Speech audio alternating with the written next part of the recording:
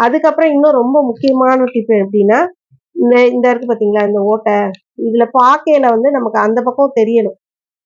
அதே மாரி இந்த பாருங்க, இந்த சைடு இருக்குல்ல, இந்த சைடுல இருந்து நம்ம பார்க்கையில அந்த சைடு வந்து தெரியணும். நல்லா கண்ணுக்கு தெரியும். நம்ம அப்படி உத்து பார்த்தோம்னா, இது உங்களுக்கு வீடியோல தெரியாது. ஆனா நம்ம பார்க்கையில அப்படி நார்மலா பார்க்கையில அந்த சைடு உள்ளது அப்படியே நமக்கு தெரியும்.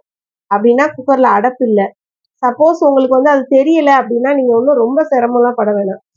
ஒரு பல் குத்துற குச்சிய வச்சு நம்ம இதுல குத்தி குத்தி விடலாம். குத்தி விட்டா அந்த பக்கம் ஏதாவது காத்து போலன்னு தெரியும். அது கூட பரவால்ல.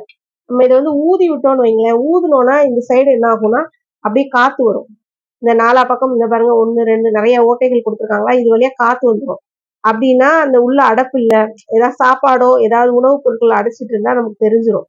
அதாவது இந்த சைடு நம்ம வந்து ஊதணும். ஊதுனா நமக்கு இந்த சைடு நமக்கு அழகா தெரியும். அப்படி தெரியல, நல்லா காத்து வந்துரும். அப்ப நமக்கு ஈஸியா வந்துரும். அத விட இன்னொரு ரொம்ப மெயினான இது, இப்ப நம்ம குக்கர்லாம் மூடிட்டோம். மூடி வச்சாச்சு. மூடி வச்சதுக்கப்புறம், இந்த சைடு இந்த சைடு வேகமா ஆவி வராம அதாவது அந்த விசில் வந்து எப்போதுமே வைக்காதீங்க. இந்த சைடு வந்து நல்லா ஃபாஸ்ட்டா ஆவி வரணும். ஆவி வந்ததுக்கு அப்புறமே எப்போதுமே அவசரப்பட்டு முன்னாடியே அந்த விசில்லாம் போட்டு மூடி வைக்காதீங்க.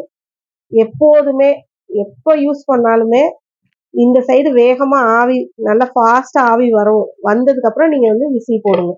அப்படி போட்டீங்கன்னா, உங்களுக்கு வந்து எந்த ஃபால்ட்டும் இல்லாம கரெக்ட்டா உங்களுக்கு வந்து குக்கர் வேலை செய்யும். இல்ல இந்த சைடு ஆவி வரல, லைட்டா வந்துட்டு இருக்கு அப்படின்னா கூட என்ன பண்ணிருங்க, போடாதீங்க. நல்லா வேகமா வந்ததுக்கு அப்புறம் போடுங்க. போட்டும் சைடுல இப்படி ஆவி வருது, இந்த சைடுல வந்து உங்களுக்கு ஆவி போகுது அப்படின்னா, ஒண்ணும் பண்ண வேணாம். அடுப்ப ஆஃப் பண்ணிருங்க. அடுப்ப ஆஃப் பண்ணிட்டு, கொஞ்ச நேரம் இந்த விசில் லேசா தூக்குங்க. ஆவி சுத்தமா அடங்குனதுக்கு அப்புறம் ஓப்பன் பண்ணிருங்க. இத எடுத்துட்டு குக்கர ஓப்பன் பண்ணிருங்க. ஓப்பன் பண்ணிட்டு, இத அப்படியே என்ன பண்ணிருங்க, இத கொண்டு போய் இந்த வாசர கழட்டிருங்க. கழட்டி கிச்சன்ல இருக்கிற குழாயில கொண்டு போய் சிங்க்ல வந்து என்ன பண்ணிருங்க, இத வந்து நல்லா சுத்தமா கழுவிருங்க. அது என்ன ஆகும்னா, ஏன் அப்படி ஆவி வருது அப்படின்னு அதனால ஏன் வெளியேறுதுன்னா, இந்த டயர் கிட்டயோ, எங்கேயோ வந்து சின்ன துகள்கள் ஏதாவது ஒரு சோத்து பருத்தியோ, இல்ல வேற ஏதாவது துகள்கள் ஒட்டிட்டு இருந்தா கூட, இந்த சைடுல ஆவி போக வாய்ப்பு இருக்கு. அதனால இது நல்லா என்ன பண்ணிருங்க, நல்லா கிச்சன் டேப்ல நல்லா தொறந்து விட்டு, தண்ணிய தொறந்து விட்டு, இது நல்லா சுத்தமா தேய்ச்சு கழுவிட்டு, திருப்பி போடுங்க. திருப்பி போட்டுட்டு, அத வந்து திருப்பி மூடி வச்சுருங்க. மூடி வைக்கையில, இப்ப என்ன ஆகும்னா, ஆவி வெளிய வராது. இந்த சைடுல வராது. இங்க மட்டும் தான் வரும். அப்ப என்ன பண்ணிரலாம், நீங்க இப்ப குண்ட போட்டுவிட்டு, நீங்க சமையல வந்து பார்க்கலாம். இந்த மாரி செஞ்சீங்கன்னா, உங்களுக்கு வந்து ப்ராப்ளமே வராது.